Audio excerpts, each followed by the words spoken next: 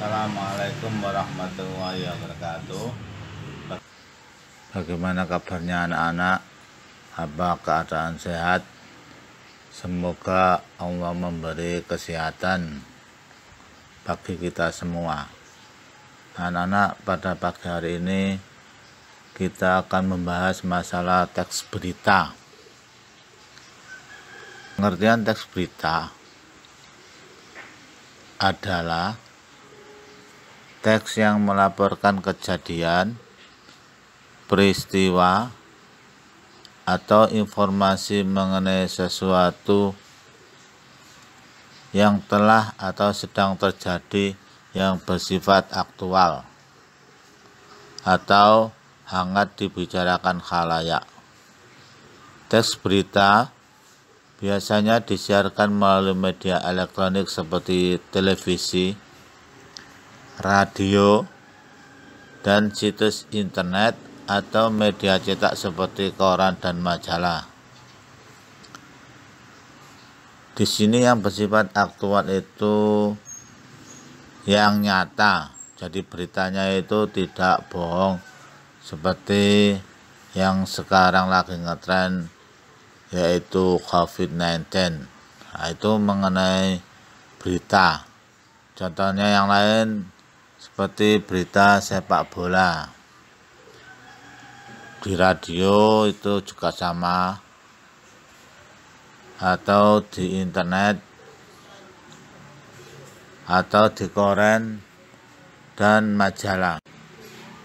Kemudian ciri-cirinya, ciri-ciri berita atau karakteristik berita. Adapun ciri-ciri teks berita adalah sebagai berikut. A. Berita menggunakan bahasa yang baku. Maksudnya baku, bahasa itu tidak bingunial alias bahasa yang disempurnakan EYD. Yang B. Berita memuat unsur 5W plus 1H atau adiksiba. Jadi yang dalam bahasa Inggrisnya what, where, why, when itu. Kemudian how. Yang C. Informasi di dalam berita mengandung opini. Opini maksudnya itu pendapat penulisnya. Jadi kalau kamu ingin menulis berita, nah itu ditulis di koran atau media yang lain, majalah atau di internet. Yang D. Berita ditulis sesuai dengan peristiwa atau kejadian faktual, jadi yang nyata. Misalnya ada kebakaran, ya ditulis itu kebakaran, tidak boleh kata orang atau dari sini harus yang nyata. Kemudian yang D. Naskah berita ditulis dengan tata bahasa yang mudah dimengerti atau dipahami oleh masyarakat. Jadi bahasanya itu menggunakan bahasa baku, bukan bahasa yang lain. Itu loh.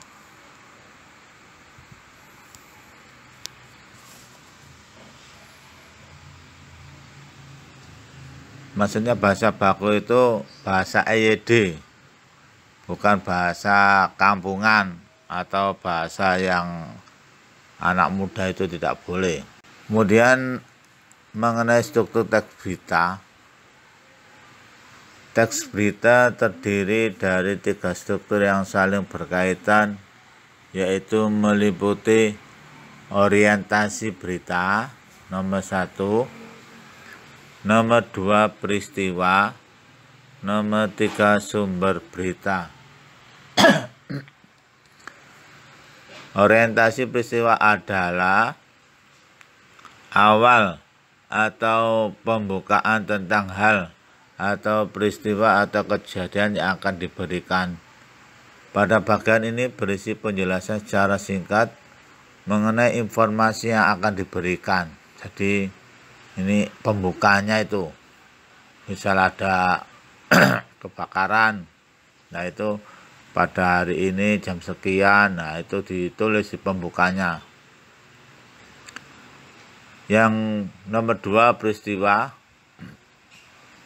Bagian inti dari berita.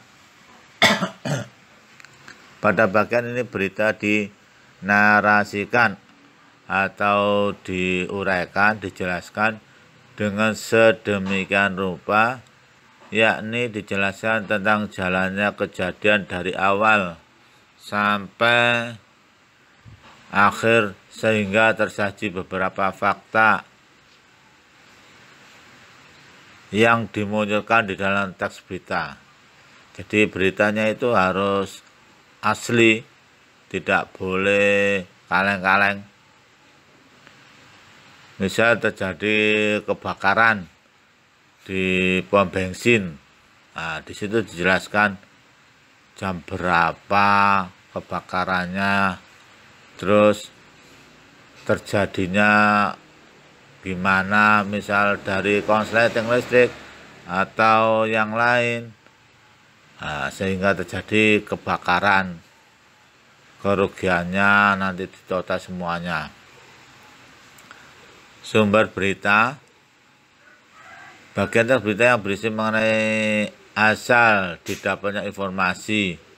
Misal sumber berita itu dari internet, dari TV, dari koran. Unsur berita adalah sebuah keharusan. Jika unsur ini tidak ada, maka berita tersebut akan membingungkan. Jadi harus ada, tidak bisa diterima masyarakat dengan baik, yaitu unsurnya itu 5W, 1H. What, where, when, who, where, dan how, atau disingkat adiksiba. A-nya itu apa, D-nya itu di mana, kemudian K-nya itu kapan, C-nya itu siapa, M-nya itu mengapa, dan B-nya itu bagaimana. Sekarang kaidah kebahasaan, ciri-ciri kebahasaan teks berita. Pertama, adanya penggunaan kalimat langsung. Nah, yang B, adanya konjungsi kata sambung bahwa. Yang C, banyaknya penggunaan kata kerja mental. Adanya penggunaan fungsi keterangan waktu. Dan yang terakhir adanya penggunaan konjungsi kata sambung secara kronologi. Yang pertama mengenai kalimat langsung dan kalimat tak langsung. Kamu bisa melihat di situ kalimat langsung adalah, nah itu. Kemudian kalimat tak langsung. Jadi kalimat langsung kalimat yang diucapkan langsung atau dikutip langsung dari sebuah percakapan. Yang tidak langsung ini dari orang lain. Jadi dari seorang itu orang lain. Contohnya Risa mengatakan, nah ini kalimat langsung, aku akan pergi ke Surabaya besok. Kemudian kalimat tak langsung, wartawan bertanya. Ini kalimat tak langsung, wartawan bertanya kepada Kadis Polri tentang siapa saja yang menjadi dalang di balik pembunuhan itu. Nah, kemudian selanjutnya konjungsi bahwa. Ini contohnya menghubungkan antar kalimat, mengubah bentuk kalimat, menyatakan, dan sampai menerangkan. Yang nomor 3 kata kerja. Yang nomor 4 kata kerja. Yang nomor 5 konjungsi temporal, yaitu konjungsi atau kata hubung yang dapat menerangkan hubungan waktu dari dua hal atau yang berbeda. Contohnya di situ ada kata sebelumnya, selanjutnya, setelahnya, lalu kemudian. Kemudian di sini ada latihan lembar kegiatan peserta didik. Judulnya Sambut New Normal. Pengelola wisata diminta terekam protokol sehat Nah, nanti kamu bisa membaca di situ. Nah, kamu lihat di HP kamu. Setelah itu ada perintah menganalisis struktur dan kaidah bahasa teks berita. Jadi yang tadi itu dianalisis. Soal 1, perhatikan kembali berita yang berjudul Sambut New Normal. Judulnya, pengelola wisata diminta terapkan protokol sehat. Nomor 2, temukanlah bagian struktur berita yang meliputi orientasi, peristiwa, dan sumber berita.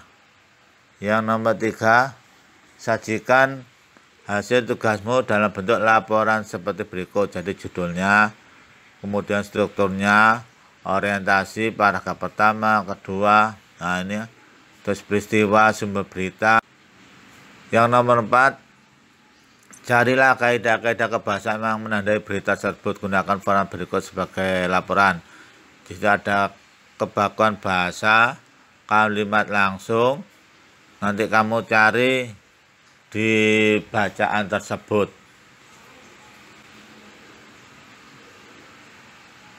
Semoga dalam pertemuan ini kita akan mendapat rahmat dari Allah dan semuanya sehat.